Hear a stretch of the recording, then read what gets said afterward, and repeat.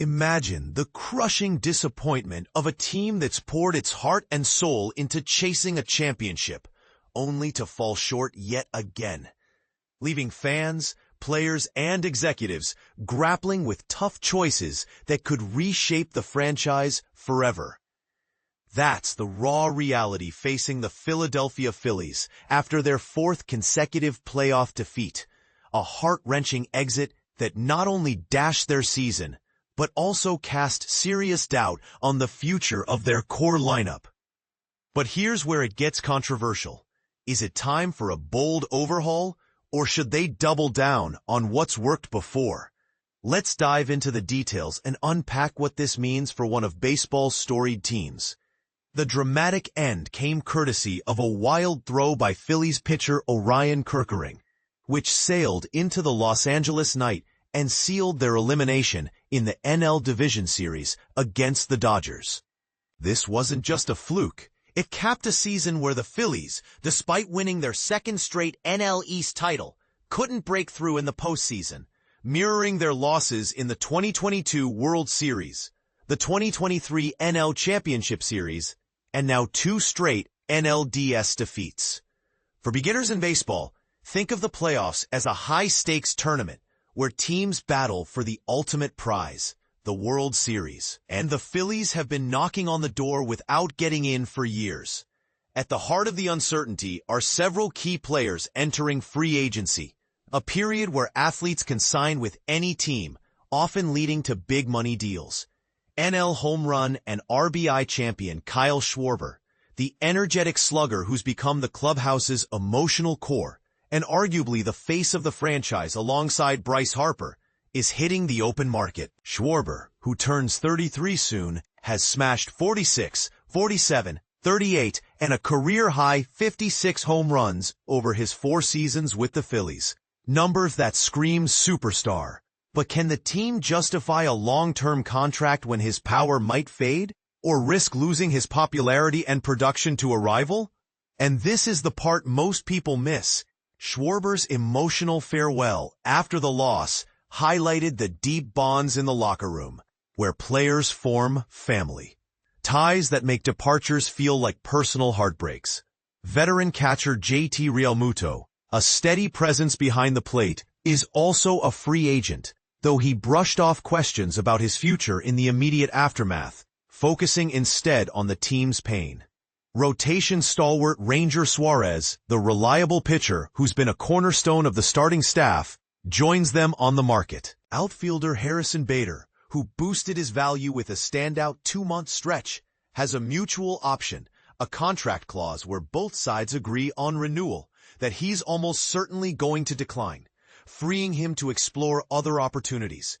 Then there's manager Rob Thomson, the affable Canadian who's led the Phillies to 4 playoff appearances in his 4 seasons, including that 2022 World Series run. At 62, Thomson boasts a stellar regular season record of 346 to 251.580 winning percentage, which is impressive and rarely gets managers fired. He's signed through next season, and players like Harper and Trea have publicly backed him, calling him topper and praising his leadership.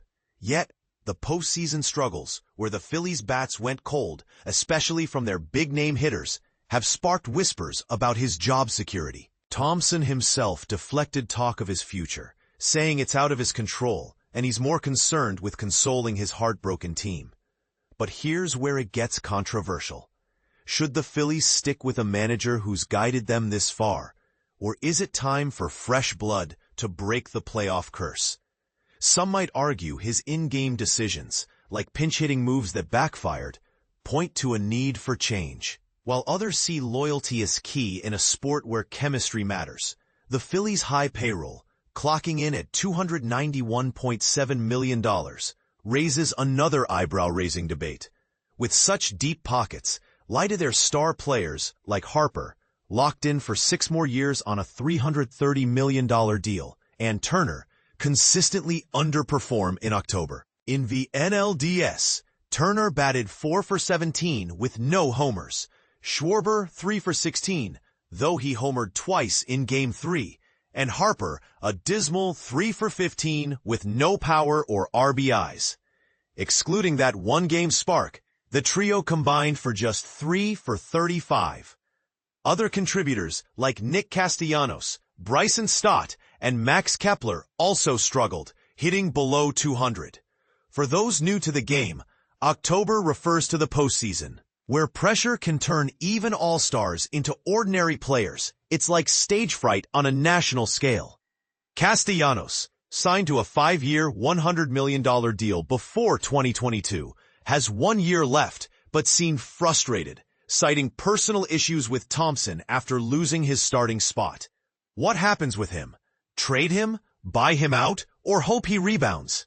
And don't forget Jose Alvarado, the left-handed reliever with a 2026 club option. His 80-game suspension for violating baseball's performance-enhancing drugs policy kept him off the postseason roster. A reminder that even talented players can face serious consequences. Are the Phillies eager to retain him? Or is this a chance to clean house? On a brighter note, the Phillies aren't starting from scratch. Harper and Turner are staying put, and promising prospects like starting pitcher Andrew Painter, outfielder Justin Crawford, and infielder Aiden Miller are knocking on the door of the majors, ready to inject new energy. The team remains talented enough to contend for the playoffs in 2026, but the sting of this loss lingers. As Turner put it, sometimes baseball just happens, acknowledging the game's unpredictability. So what's next for the Phillies? Will they rebuild with a new manager and roster shakeup? Or trust the core that's brought them this far? And this is the part most people miss. The decision could hinge on whether ownership, like managing partner John Middleton and president Dave Dombrowski, prioritize loyalty or results. Some fans might argue that high salaries demand championships, while others see the emotional toll on players like Schwarber as reason enough to keep the group together. What do you think? Should the Phillies go for a full makeover or stick with Thomson and the veterans? Do you believe the payroll disparity is the real issue, or is it something deeper like strategy? Share your opinions in the comments. I'd love to hear if you agree, disagree, or have a controversial take of your own.